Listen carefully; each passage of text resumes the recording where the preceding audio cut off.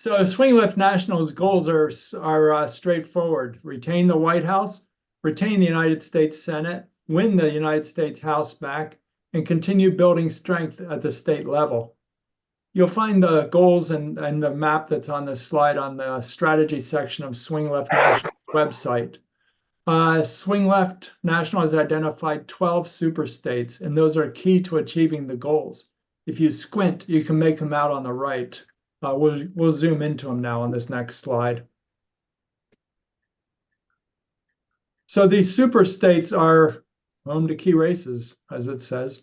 You can see that it's color coded. So the yellow means it's a state where we need to work to win the state back because it has the electoral votes we need to retain the presidency. The blue colored states are important for Senate control. The red are key to flipping the House back. The dark blue are important for state level victories. And the really dark purple, which I frankly can barely see, are each of those has one target swing district in it that helps to win back the House. So we are one of many powerful grassroots organizations working nationwide on winning these races. There are some groups who are focused on the Northeast, some on the South, and we, along with other West Coast groups, are working in California, Nevada, and Arizona.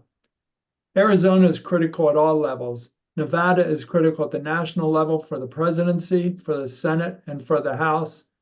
And California is specifically important for the United States House of Representatives and to flip that back. So I got to tell you, even with our focus on the West, we have a special place in our hearts for North Carolina, which I think of as the Democratic phoenix rising from the ashes of GOP control. So dropping into California now, there are two districts that we in particular are focused on. Overall in California, there are 6. The 2 that we're looking at are on this map. One is 13 and the other is 22. And they are both in the Central Valley. And if you drive south from San Francisco, you'll pass through both of them. Biden won both of them by a substantial margin back in 2020. And they both have House seats that are held by vulnerable Republicans. So we're now making calls, registering voters, and getting the votes out in both of these districts. And you're going to hear a lot more about that over the course of this meeting. So I'll tell you a little bit about the election cycle and how we fit into all this, and then we'll become more and more specific. So here's the timeline. The California, across the top of this slide, you can see the months, and then the primary. So the California primary, probably most of us know, is underway now.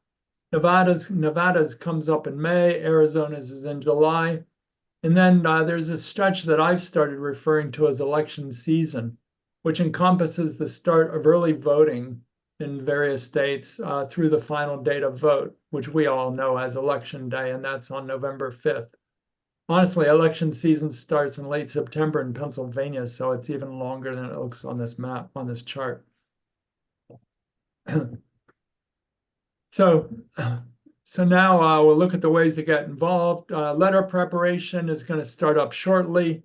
And that's going to run through almost the entire election cycle until the letters get mailed.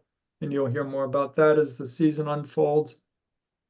The phone banks get underway tomorrow, and you're definitely going to hear about that from Judith in a bit. Their focus and purpose will shift as the election cycle unfolds, and they will be going repeatedly, weekly or more throughout the season. And then from now through March, so there's a really important thing. From now through March 5th, we're putting a lot of effort into the California primary. And our highest priority is turning out Democratic voters in CD22. As California has a jungle primary system, which means that the top 2 vote getters in a primary make it onto the ballot in the November election, no matter what their party is. So we need help making sure that Democrats turn out to vote in CD22, because if no Democrat makes the ballot, then we won't have a Democrat on the ballot, and there could be 2 Republicans, and that is not a good thing for us. So we don't want that to happen. So please be tuned in to how you can help us in CD22. So in general, voter registration and canvassing are going to continue through the year with added activity in Arizona and Nevada, mostly later in the cycle. And then we will be offering a lot of training again throughout the year. There's going to be weekly events for canvassing and phone banks, and probably more beyond that. So finally, the most important thing that we can do in the fall as early voting starts is to focus on turning out the vote. So plan on that for your fall activities.